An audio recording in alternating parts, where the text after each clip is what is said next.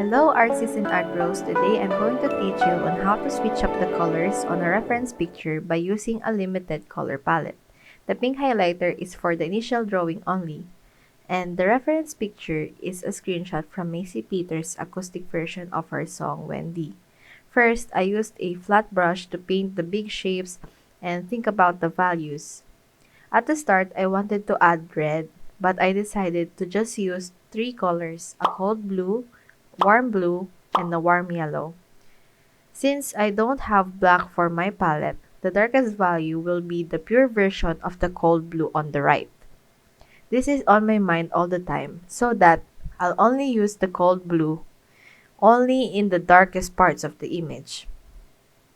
The mood of the piece was melancholic, so I still mainly used blues for this. I used Reeves gouache on Baohong hot pressed watercolor paper for this, so there is no texture, and the gouache dries more quickly than if I use it on cold pressed paper. For details, I used a squirrel brush. Note that you have to think of the way the colors interact with each other when you are using a limited colored palette. With these colors, I can create grays, which are the most suitable for midtones. So what I did was mix yellow and blue to create greens. I also let the white of the page be the highlights for the piece. I have almost used up my white gouache, so I have to use shortcuts to create highlights. Because of the limited values and colors, it's better not to add dark shadows early in the process, but be careful on the shapes that you create. The microphone was too light against her face, so what I did was to make sure that the shape matches as good as I can do in freehand. This exercise is like looking at the reference picture in black and white and then adding colors on top of it. With this in mind, you keep on referencing how light or dark a part of the picture is, and then you make a decision whether to lighten it or darken it. You can take a picture of your art and set it on the lowest saturation to make it black and white, and then check if it matches on the reference picture. If it is, then you are in a good direction.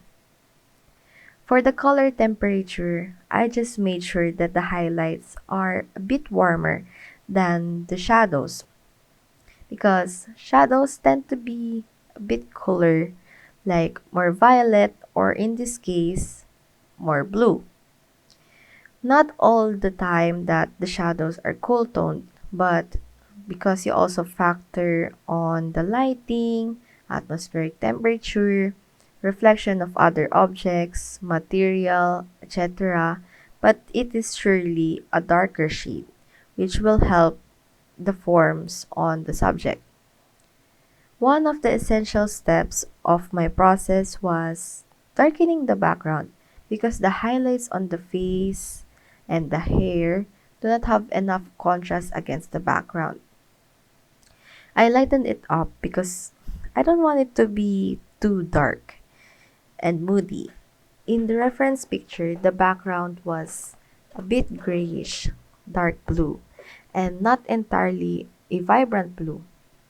Because I don't have any red to mute the green, I can't make it gray. And I also don't have any black, so I can't make it darker than it should be.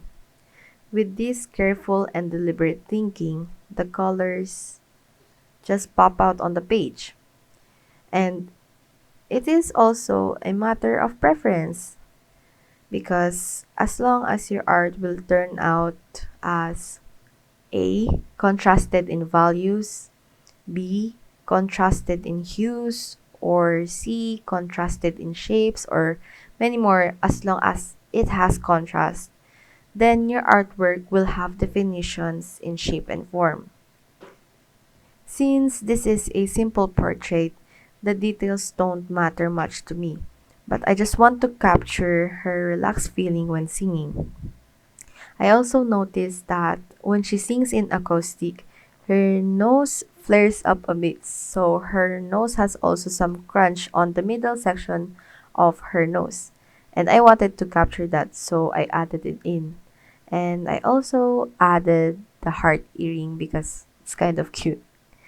And when you are picking a reference picture, make sure that it has good range of values, which are mostly from photography that has dynamic lighting or not flat.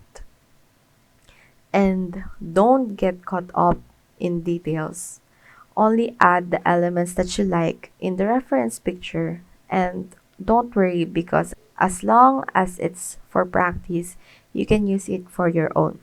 I can confidently say that I'm good in colors, but what makes my colors good are mostly the values and how I retain the original values of the reference picture, and basically just adding a wash of saturated color on top of it, like the multiply effect in Photoshop. In first attempts, it will be difficult to do color mixing because there are too many colors or so. But with limited colors, like only using primary colors, red, blue, and yellow, and white and black, you can create a wide range of colors. In this part of the process, what I'm trying to do here is just putting on the details like the hair and her lips and the values on her cheekbones, and especially her eyes and her eyebrows. I wanted to define it a little bit more, so I'm doing it carefully. And when you are using gouache, is that you have to control the transparency of the paint because it matters when you are adding it layers upon layers of paint. For example, adding a transparent wash over a thick paint can reactivate the layer. So it should be one swoop, so smooth and soft on the surface of the paint. For vice versa, adding thick paint over a transparent layer or the underpainting will make the underpainting show through at some parts. It is essential to do an underpainting that is somewhat light or in a neutral color, depending on the mood that you want to evoke on your painting. If you have any more questions about a limited color palette, or values, or gouache, feel free to comment it down below. Here is the final look of my painting of Macy Peters, and I really like it, except the neck, so I tried to redo it again and it looked great now. And thank you guys for watching. If you like this video, please like and subscribe.